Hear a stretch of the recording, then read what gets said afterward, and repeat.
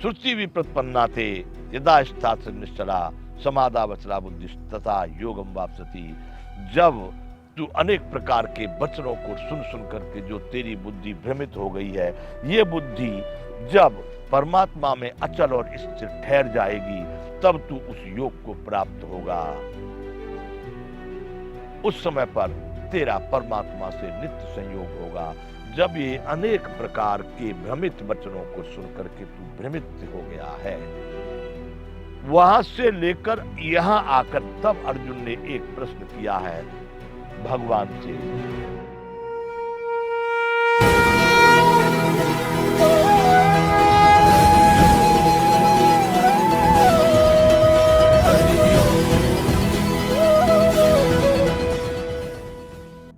जय विश्ववंत संपूर्ण गीता ज्ञान, गीता गायन, गीता गान हम कर रहे हैं बंधुओं। यहां श्री कृष्ण भगवान अर्जुन के उस मोह को दूर करने के लिए अपने ज्ञान के प्रकाश से पूर्ण प्रयत्न कर रहे हैं। जहां अर्जुन ने बोला था न योत्सित गोविंद मुक्त्वा तिष्ठिनि भवि भव, वह कह करके मैं इस काम को नहीं कर पाऊंगा माधव, ऐसा कह के जब चुप हो गया था, तब के बाद में अर्जुन ने यहां आकर के एक बात श्री कृष्ण भगवान से कही। जब भगवान ने कहा है कि भाई तू इस मोह दलदल से बाहर निकल,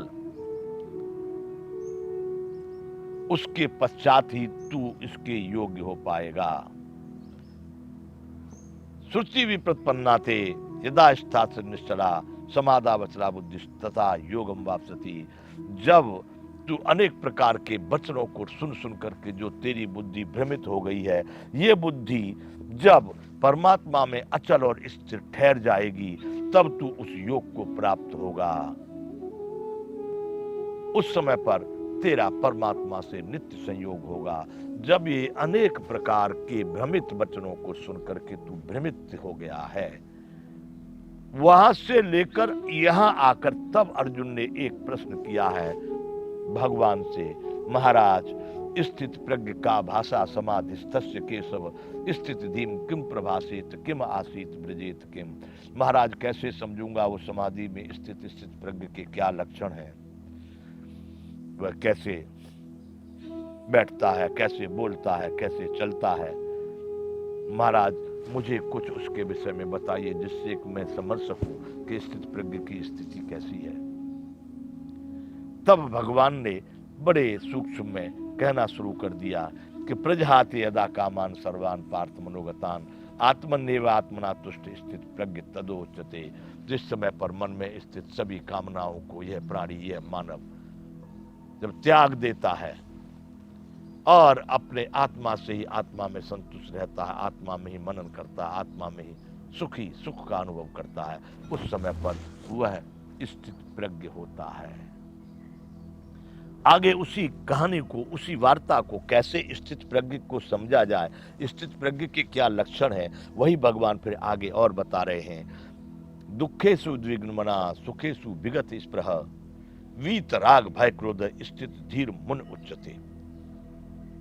जो दुख में कभी उद्विग्न नहीं होता, सुख में स्पृहा रहित है, जिसको कोई स्पृहा निस्पृहा है, जो राग भय क्रोध आदि से सर्वथा मुक्त हो चुका है, जिसको राग भय और क्रोध जिसके नष्ट हो गए हैं, वैसे मानव को स्थित प्रज्ञ कहा गया है। वह स्थित प्रज्ञ होता है, उसको मुनि की संज्ञा दी गई है, वैसा मुनि स्थिर बुद्धि कहा गया है। यहां से आगे अब तक हम ये बोल चुके थे, दुखेषु उद्विग्न मना सुखेषु विगत स्पृह वीतराग भय क्रोध स्थित धीर मन उच्चते। अब यहां से आगे आज भगवान आगे और बता रहे, वही स्थित प्रज्ञ की ही बात कर रहे हैं। कैसे जाना जाए, कैसे समझा जाए, उसके क्या लक्षण हैं। ये सर्वत्रान विस्नेह तत्त प्राप्य शुभाशुभम ना विनंदती न द्वेष्टि तस्य प्रज्ञा प्रतिष्ठिता। उसकी प्रज्ञा, उसकी बुद्धि प्रतिष्ठित है, उसकी बुद्धि स्थिर है। जो पुरुष कहीं किसी में उसका कोई लगाव, कोई प्रेम, कोई अटैचमेंट नहीं है। भगवान की कहानी सुनो, आज हमारे यहाँ कहते हैं इतना प्रेम, इतना प्रेम। भगवान का एक प्रेम का प्रकरण भी चलता है गोकुल गांव में, मथुरा में, वृंदावन में। वहां तो प्रेम की ही बातें चलती हैं। लोग गीत गाते हैं, कौन पावे या को पार, प्रेम नदिया की सदा उल्टी बहे धार। ये ब्रज की गोपियों ने सिद्ध किया है, बताते हैं। इस बात को मैं बहुत समर्थन नहीं देता बंधुओं। मैं भगवान की प्रेम लीला को बहुत बड़ा समर्थन नहीं देता। हाँ, प्रेम जरूर है, होता है, सबका होता है, हर एक व्यक्ति में प्रेम है, लेकिन इस तरह का जो प्रेम बताया गया है इसको मैं बहुत समर्थन नहीं देता जो वहां कहा गया है। यह सर्वत्रान विस्नेह है, तत्त प्राप्त शुभाशुभम, ना विनंदती न द्वेष्टि, तस्य प्रज्ञा प्रतिष्ठिता।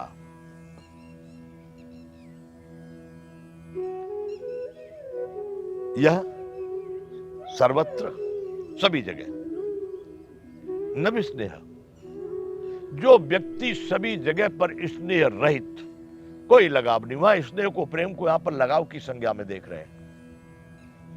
यह सर्वत्रान विस्नेह तत्त प्राप्त शुभाशुभम, वो उस वस्तु को, शुभ अथवा अशुभ, अच्छी या बुरी, हमारे अनुकूल या प्रतिकूल, यह सर्वत्रान विस्नेह तत्त प्राप्त शुभाशुभम, नाभिनंदती न द्वेष्टि, न उसका अभिनंदन करता, न उससे पाकर के बड़ा खुश होता, बड़ी प्रसन्नता, वाह भाई वाह क्या वस्तु मिल गई, बिल्कुल नहीं। जिस व्यक्ति को जो ऊपर कहा है वही बात यहाँ पर, वीतराग भय क्रोध है, सुखेषु विगत स्पृह है।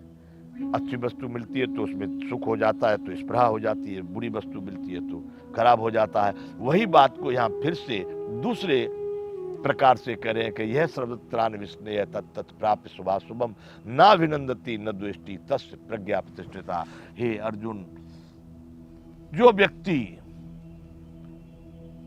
लगाव रहित होकर के, प्रेम रहित, स्नेह रहित होकर के कोई भी वस्तु जो अच्छी या बुरी, शुभ या अशुभ, शुभाशुभम तत्त प्राप्त शुभाशुभम, उस शुभ और अशुभ वस्तु को प्राप्त होने से, उसके पाने से, नाभिनंदती, न तो उसकी बड़ी प्रशंसा करता है, उसका कुछ अभिनंदन करता है, और न उससे द्वेष करता है, न द्वेष्टि, तस्य प्रज्ञा प्रतिष्ठिता, उसकी बुद्धि स्थिर है, ऐसा कहा गया है। आएंगे,